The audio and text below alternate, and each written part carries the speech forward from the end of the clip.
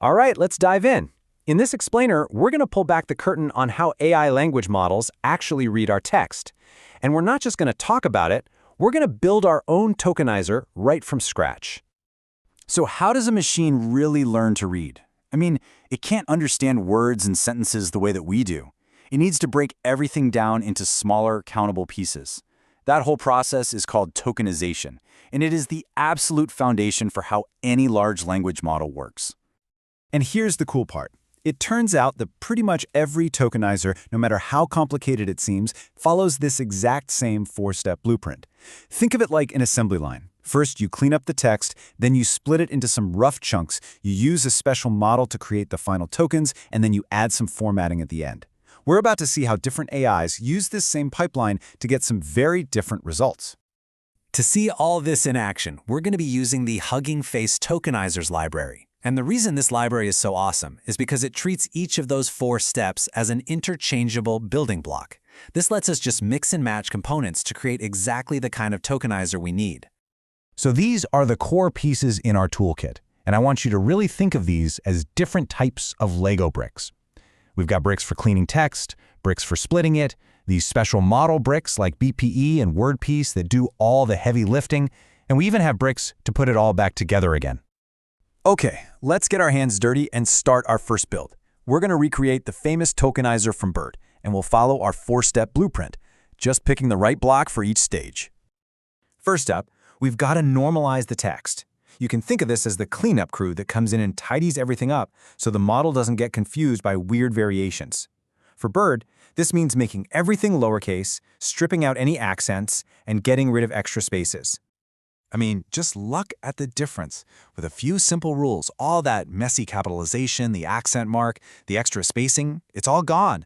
The model now gets to see a clean, totally standardized input, which is absolutely crucial for it to work right. Okay, so once our string is all clean, it's time for pre-tokenization. This step takes our nice, clean string and makes the first rough cuts. It splits it up into a list of initial words, usually based on spaces and punctuation.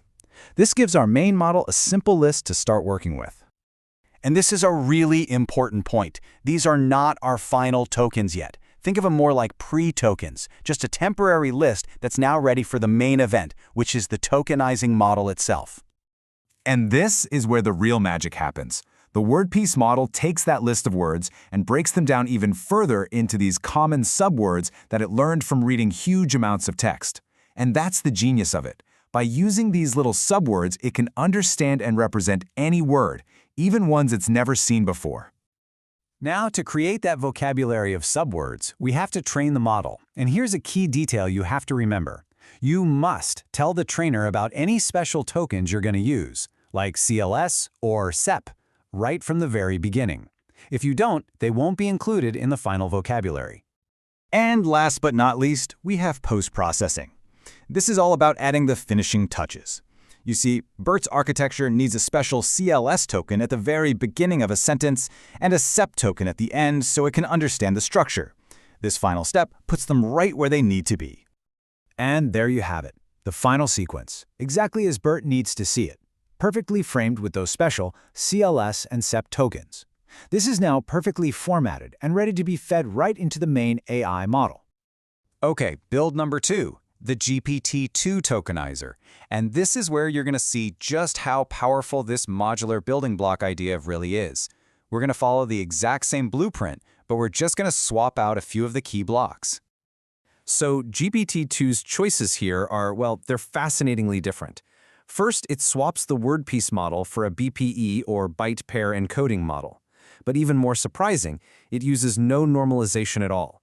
That's a deliberate choice to keep the original capitalization and accents in the text. And finally, instead of splitting on spaces, it uses a byte-level pre-tokenizer, which is this really clever trick that lets it handle any text in any language without ever failing on a weird character. All right, for our final build, let's take a quick look at the XLNet tokenizer.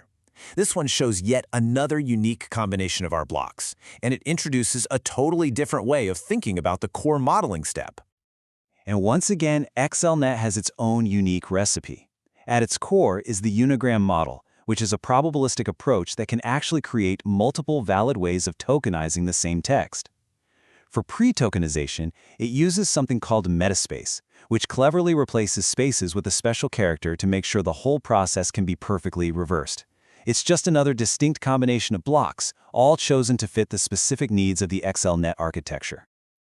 Okay, so when you lay them all out side by side like this, the core idea just becomes crystal clear, doesn't it? One single blueprint is responsible for 3 totally different tokenizers. All the changes are the blocks you decide to plug in.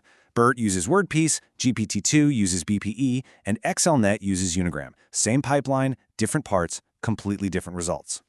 So what's the big takeaway from all this? I mean, why does understanding this whole modular system even matter? Well, the big takeaway is this. You now understand the recipe. A tokenizer isn't some mysterious black box that you just have to accept. It's a modular system, a logical pipeline that you can actually design and build yourself, piece by piece. And the best part? Once you've engineered your perfect tokenizer, you can save your entire creation to a single JSON file. And from there, you can plug it directly into the incredibly powerful Jalise Transformers ecosystem to be used with any compatible model. So we'll leave you with this final thought. You've seen the blueprint and you've seen the toolkit. You are now the architect. You have the blocks and you have the plan. The only remaining question is the one right here on the screen. What will you build?